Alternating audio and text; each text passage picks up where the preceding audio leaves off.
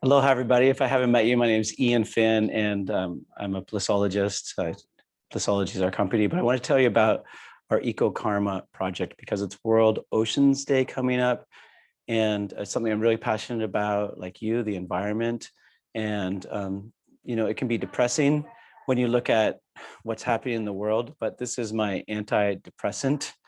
We can all do things within our sphere of influence. So I want to give you in 6 minutes what EcoKarma is about, because again, we're going up to do this work next week.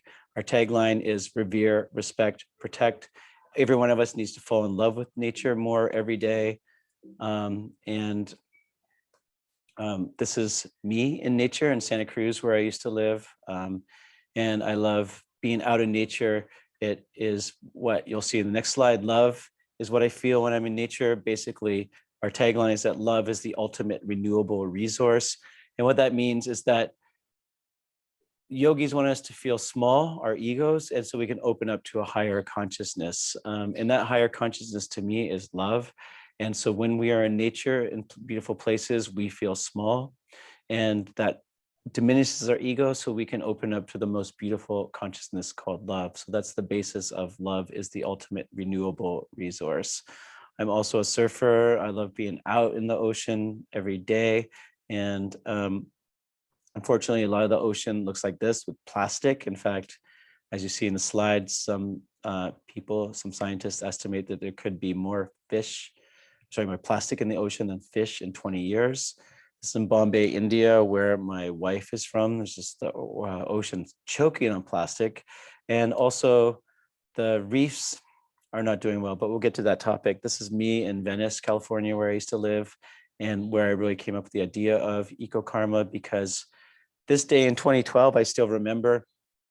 I just did all these pictures for Instagram, and I'm just like, is this all yoga is about? Is like doing yoga poses on Instagram? This is it? When our planet's dying under our feet.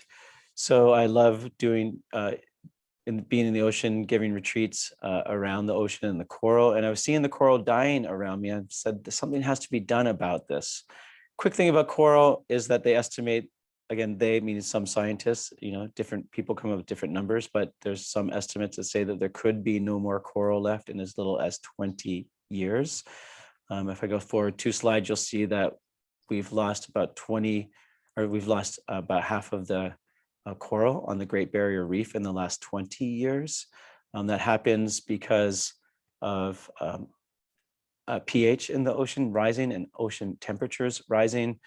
Can't tell you too much about the exact science here, but basically the corals are part plant, part mineral, and part animal. And they live symbiotically, the corals, these little animals. They make exoskeletons, which are the minerals, the coral reefs you see on the outside of them. And then they get their food, these little polyps inside, from some plankton, but mostly they get it from zooxanthellae, the algae. And when the temperatures rise, they get stressed and they kick the algae off. And so that is what the issue is with the reefs.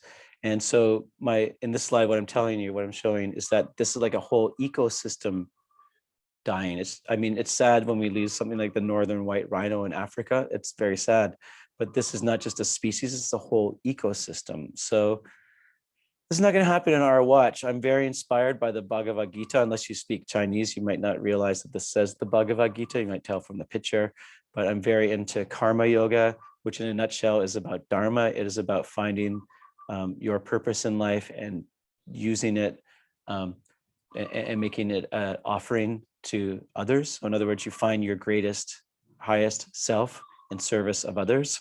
EcoKarma is about finding your highest self in service of ecology, in order serving nature. So you find your highest self in service of nature.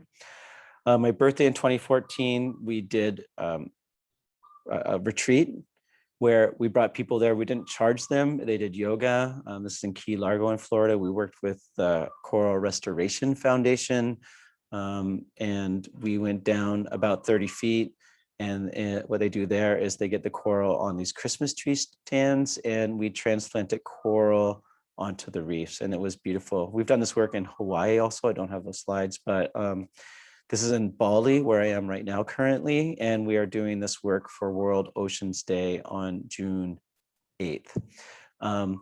It's a mandatory part of our Blissology teacher training course because we believe that yoga is connected to nature, and nature is the greatest spiritual portal, and we need to give back in our lifetime. This is my son a number of years back, and my wife and some students. This is coral cuttings. So they fit in these little like ice cream cone type things that you'll see these two people holding on to. In the very, very center, if you look, those brown things are little coral cuttings that you'll see in these buckets. Those go in the ice cream cones, so to speak. Those go inside of these, what they call roti bayas, which are is these cement structures. So you put the coral cuttings inside the cement structures, and then those get transplanted down on the reef to make new coral. And that's the work that we'll be doing next week. This is my son and I a number of years back doing this, and it's so inspiring. We're doing this with a lot of kids next week. There's a video we have on YouTube about this project. And this, just to end with, is saying that this is how fast it happens. This on the left is what coral should look like. When it's bleaching, it's not dead yet. It's just kicked the zooxanthellae off. But when it can't feed itself properly, so it ends up dying. And as you'll see in the slide, it says this will not happen on our watch. So that is a little bit about our EcoKarma project, which we're so honored to be doing next week. And I'm passionate about the ocean like you are.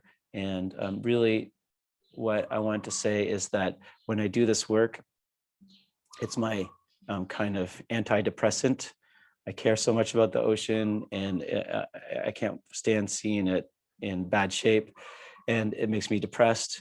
But when you work with a group of people that are concerned and that are making their yoga about serving nature, it's just like I mentioned, antidepressant. You shift your whole paradigm from sitting in cafes complaining about the government to actually doing quantifiable work.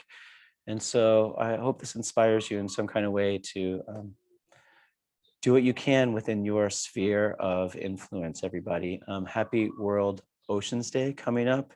And love is the ultimate renewable resource. EcoKarma, everybody. Practice it often. Find your highest self and serve.